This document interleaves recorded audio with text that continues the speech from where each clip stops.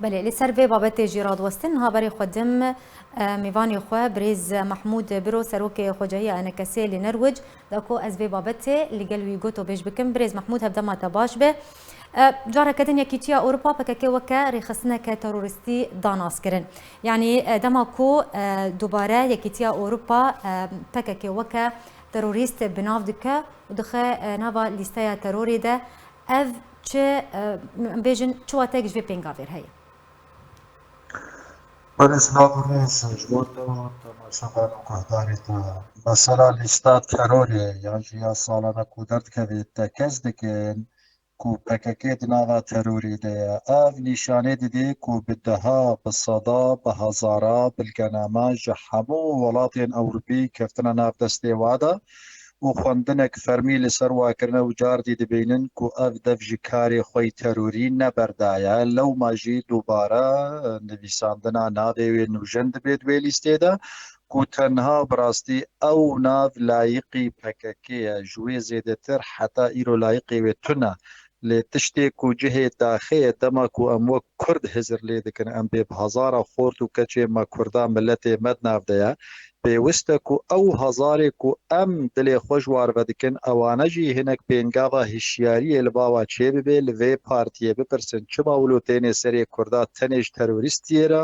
ژێهاتیە تەنێژ ڕەڤاندنا زارۆکارە ژێهاتیە تەنێژ چەوساندن و کوشتنا ژیانە سیاسی رە ژێهاتیە پێویستە زنگلێک دوگوهێ vê milletê me xwişk û birayê me de lêkevê pirsiyarî bi berpirsiyarî li ser vê nava axivin erê di lîsta terorê de û erê tekez dikin lê ji wê girîngtir ew e ku millet çareseriyê bifikire çareserî bi çi rengî ew gomkaribin dîwara li pêşiya vê partiyê ava bikin ku nema vî karê qirêj bakiryarê qirêj dijî millet bikê dijî zaroka bikê dijî partiyê siyasî bikê dijî kesayetî û çalakvana û rojnamevana bikê yanî ev ji me re giring e. مادام يكيتيا أوروبا بكاكي بتروريست بناف دكو دنابا ليستيا تروري ديا برسيار جبرتش شري ويناك شري بكاكيناك سدما فيك شي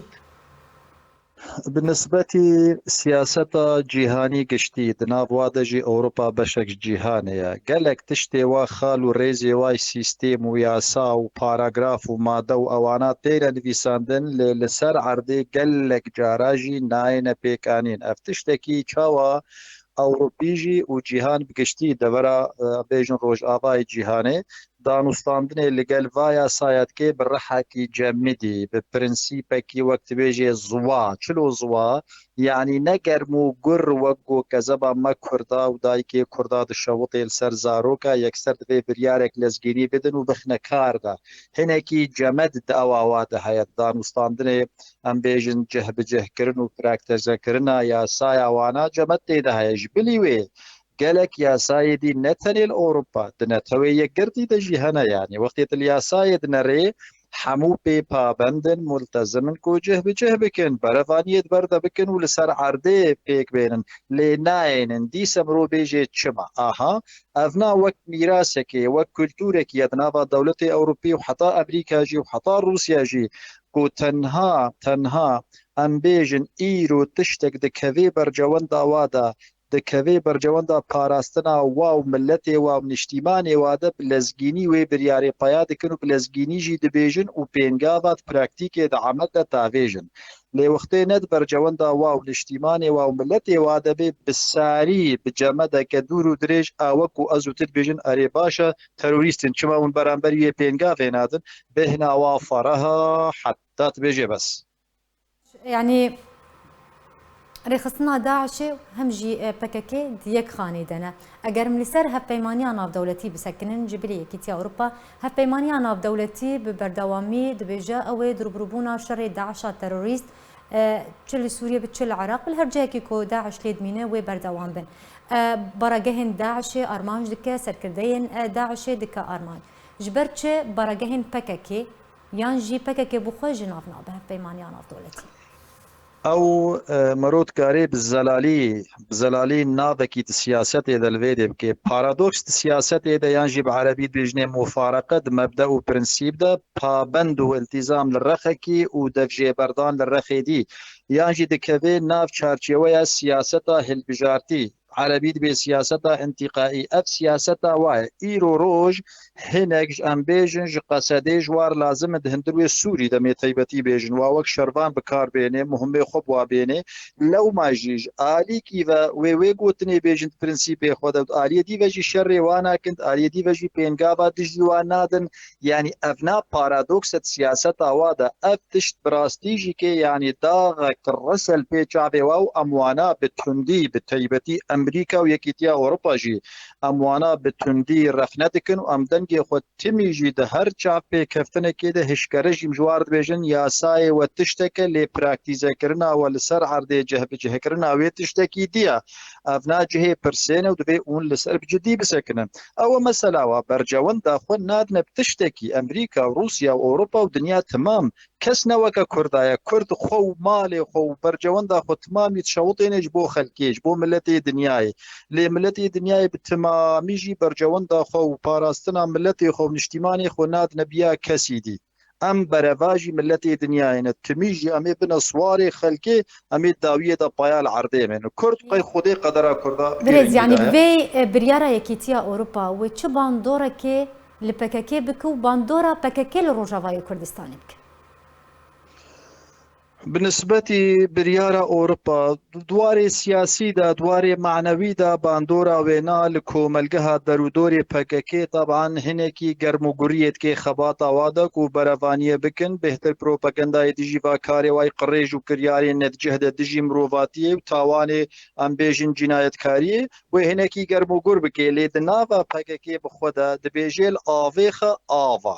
لآویخ آوا یعنی دکوی وی گوهواد گوهدی و درباس به آنا اولبا خود بیجن دموکراتی دنیای تمامش خو امن کس کی دی تنا او تمیجی خو استاد بینن پروفشنال بینن زانا بینن خود بینن خدان حق خود بینن راستگو خود بینن وفادار بو ملت بو که اوانا هر او بهوریا و بهورمندی که هیچ لبا واجی و ناگرن الا بقوته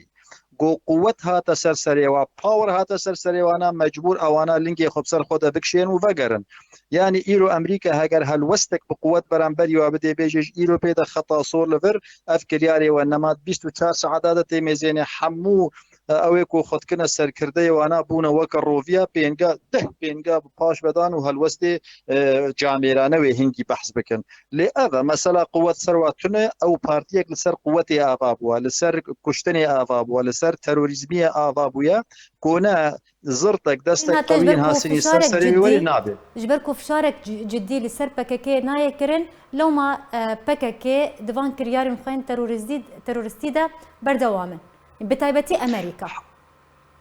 بله عيني أوا فشارة راستقينا ام بيجن ياقول قور دامو نريتو برنسيبي ياساي ناف دولتي كوالات بي بابندن او فشار لسر نابي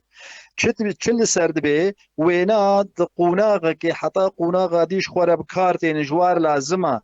تفهم كر جوار لازمه ملت وزاروكي ما كردا وشارنوسا ملت كرج دولة أوروبي وأمريكا وروسارا ندرجة يكيه درجات دهاية الباوا كي جاروجا قوديت مصلحتها وويت باراستنا شارنوسا كردا دبي وهنجي شارنوسي كانت تشتكي فرمي لسر ميسي ديالو قال ناف دولتي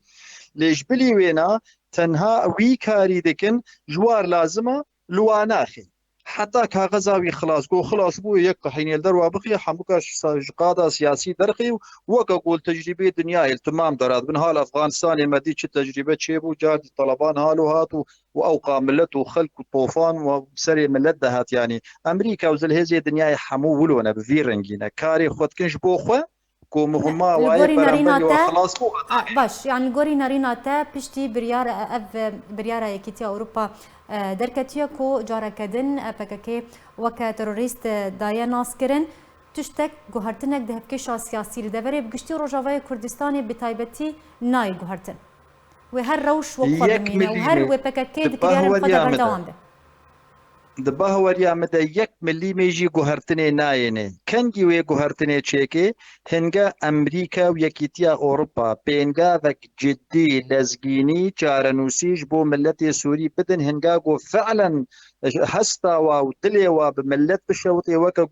وەکە گۆ ملەت ئیرۆل سەرخۆت سەکنێ و شەپەرزەبووی وێ چاخێ وێ بریارێک چارەنووسی بێ وێ چاخێ وێ نەب ملیمەکێ وێ 10 کیلۆمتراژی تاسیرە لەوا بکێ وێش بریارێ خۆڤەگەرن وێ ببنە ڕۆڤی وێچ خێببنە ڕۆڤی ینی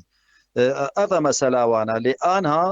پاندۆرێ لواناکێ دجارە ئامزەکردن تێبیراوە قەسەدێ دجارە ئامزە کرد مەزلوم کۆبانیش بۆ زارۆکان ڕەڤێن جارات هاژی ڕەڤاندن و بەردەوامە بووە دیاردە حتا ڕۆژە ئیرۆ لە باوە نینە یاسا تونە زێر زانێ زۆر زانێ دەوێت تڤنگا مۆر زانێ ئەف پرینسیپێ پارتیە تۆتالیتار و دکتاتۆر بڤی ڕەنگێ و ساف زۆر سپاسش بۆ میوانی me برێز محمود برۆ سەرۆکێ خۆجەهیانە کەسێ لە نەروج میوانی مەبول سەر بێ بابەتێک گەلێکی سپاسیات دەکەم.